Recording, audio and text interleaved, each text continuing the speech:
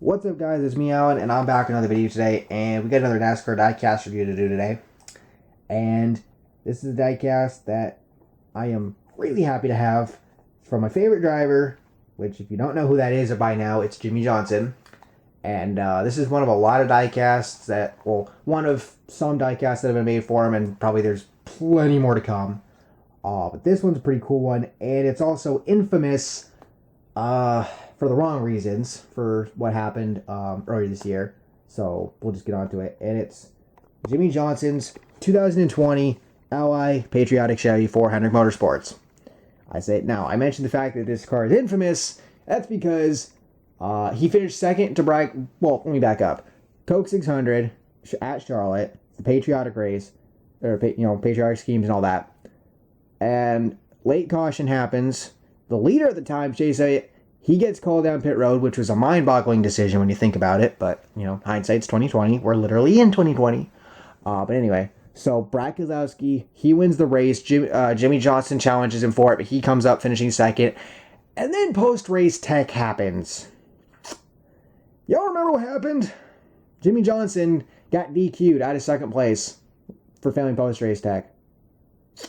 That hurt, when you look back, because Darlington happened, the very first race coming off the pandemic break, and he, at the very end of stage one, wrecks off turn 2, and done for the rest of the race.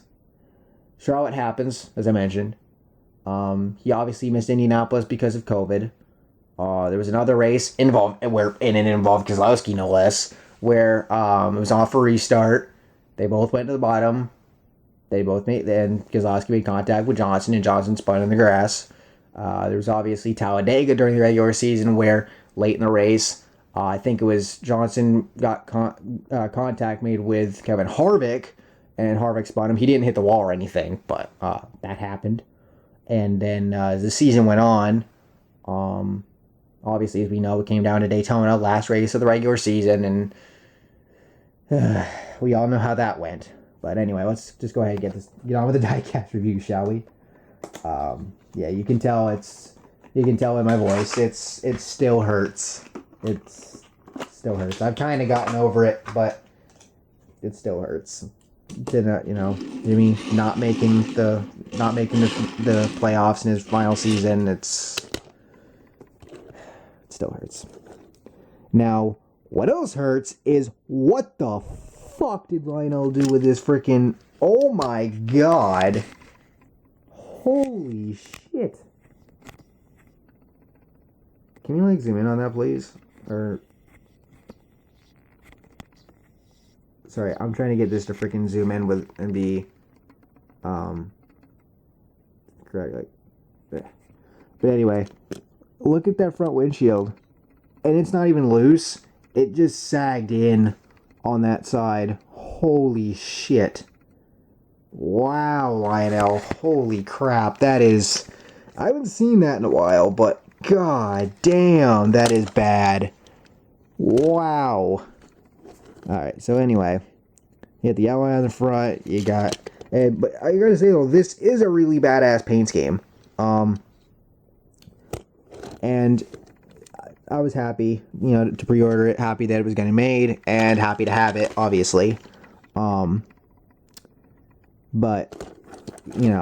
that right there, that hurts, and I'm gonna go ahead, grab, because I have last year's Patriotic car from the Authentics line right here as well. I don't do diecast reviews all that or side-by-side comparisons, I should say, all that often. But I'm going to go ahead and do that here because Jimmie Johnson, and because, I have both of his Patriotic cars. Now, honestly, if you ask me, I think this year's Patriotic scheme, I should say, looks better than last year's. I mean, I do like the fact that they did the camo design with last year's scheme, but this year's scheme, they went and did a full-blown, tank design, kind of design with it, and I think that's really freaking cool.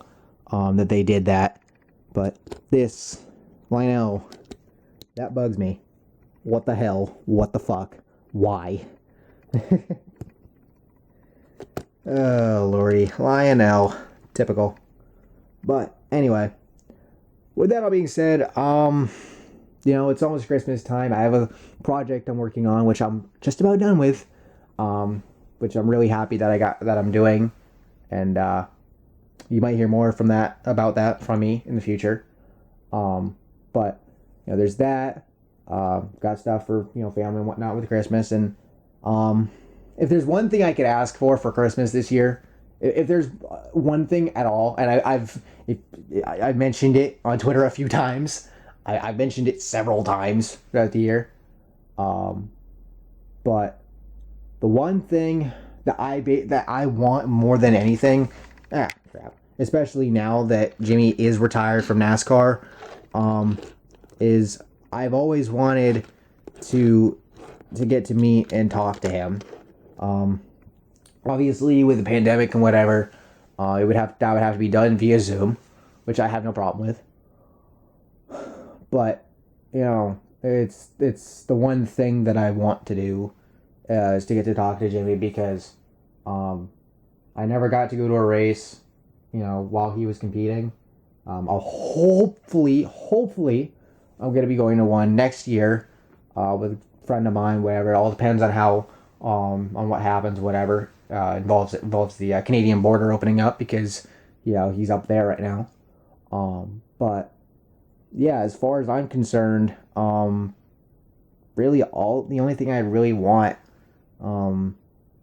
other than for, obviously when it comes to the NASCAR community, to come together and such, I just want the opportunity to get to talk to Jimmie Johnson, to get to spend that kind of time with him. I know it would be via Zoom and it wouldn't be in person, but that doesn't really matter to me. What matters to me is I would just want that chance, because he's my favorite driver.